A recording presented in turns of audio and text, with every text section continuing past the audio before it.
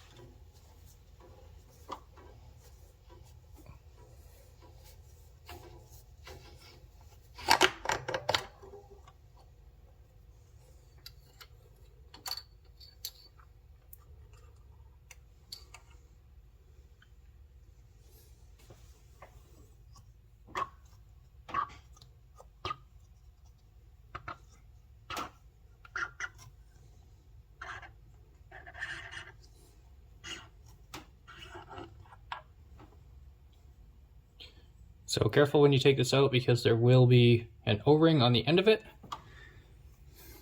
And yeah, that's basically the disassembly for this. So once you've got the piston removed, you want to inspect the bore and just make sure there's no score marks or pitting or anything like that.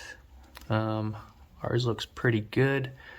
I think, yeah, just being a little bit dry is our issue here.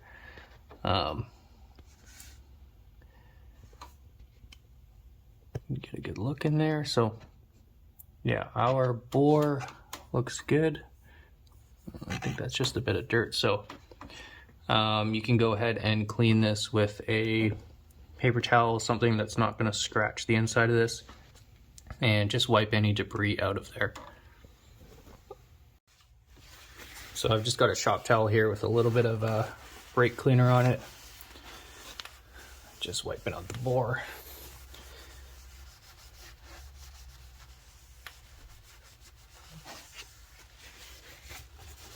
So there actually was quite a bit of stuff in there.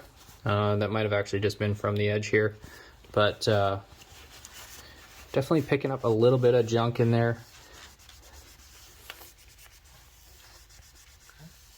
But overall it feels really smooth, so no major damage in here. Alright, so back on the bench here, we've got the internals of the blow-off valve. We've got the cap here, and it looks like there is a little bit of anti-seize in here. I think that's what that is. Then of course we've got the spring, and we've got the piston. And this end faces your intercooler, and it basically goes together like this. And then this is squeezed together. So this is actually fairly stiff, so this might be a bit of a challenge to get back on. But yeah, fairly simple, not much to it. Just as we did with the bore, you want to inspect the cylinder here, or the piston. Make sure there's no pitting or wear or score marks on there. And then you also want to inspect the O-ring and make sure there's no tears or cuts or anything like that. And ours looks like it's in good shape. But again, it just feels a little bit dry. So next up, we're going to lubricate that. But first, we're going to give the piston just a little bit of a clean, just as we did with the bore.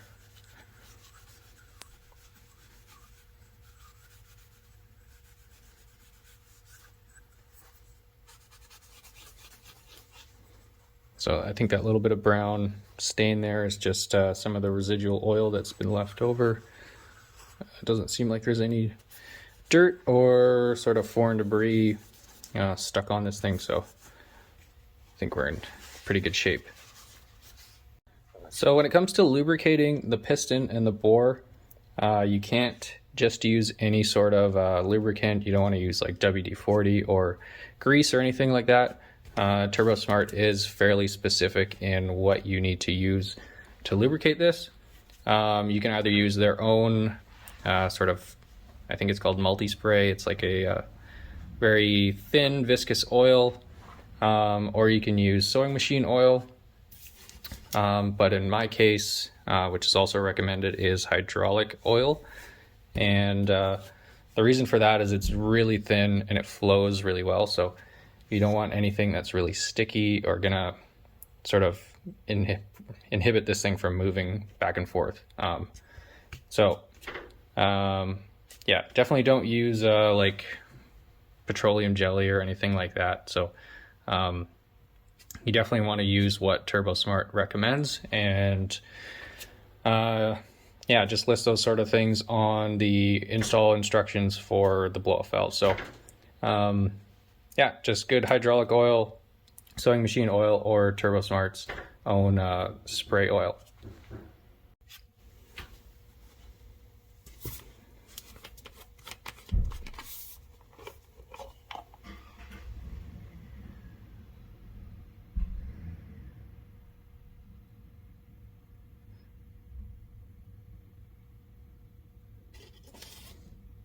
So you can kind of see just how thin this stuff really is. It's just like water, basically. So I'm not really sure what the best way to do this is. I'm kind of just going to do this and rub it all over there.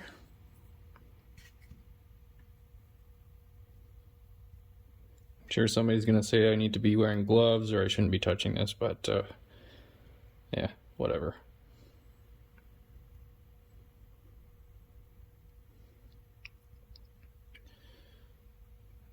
Get a little bit on the end of the O-ring here.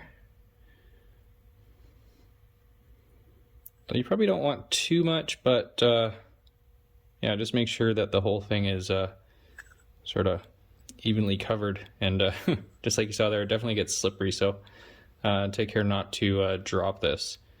And I will add also a little bit to the bore before I install this, but yeah, that's pretty much it for lubing this guy up.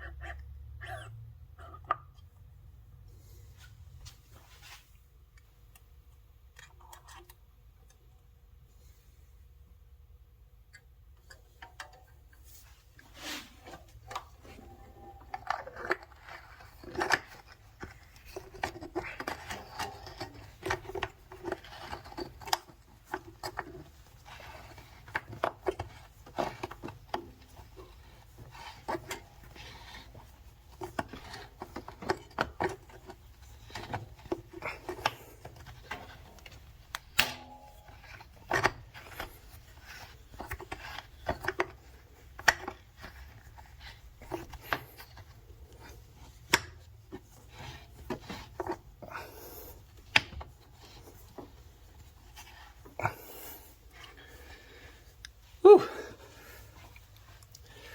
So yeah, getting that cap back on was actually fairly tricky. So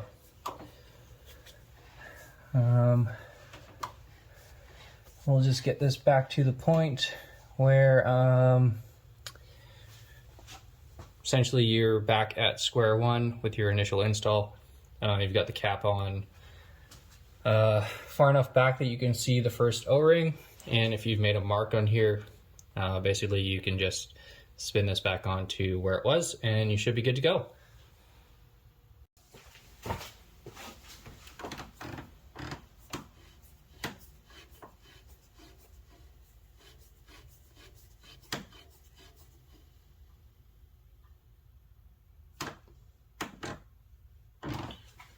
So fairly certain that's where it was. I think it was 2 full rotations.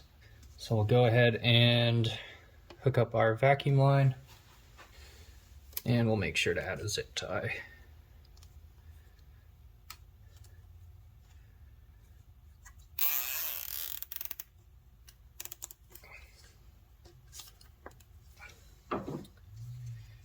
Trim that end flush. And that's about it. So basically the last thing to do is start the car and check to see if your piston moves up and down or opens and closes smoothly. Well guys, that's pretty much it on how to maintain your Turbosmart blow off valve. So Turbosmart recommends you do this every 6 months or so. Probably want to do this more often if you live in a climate that's super dusty or there's lots of road grime or whatever, or stuff getting in there. Yeah, it's a super easy process to do. It doesn't take much time at all, so no excuses to have a dirty, clogged up blow-off valve. So anyways, that's it for today. Thanks for watching.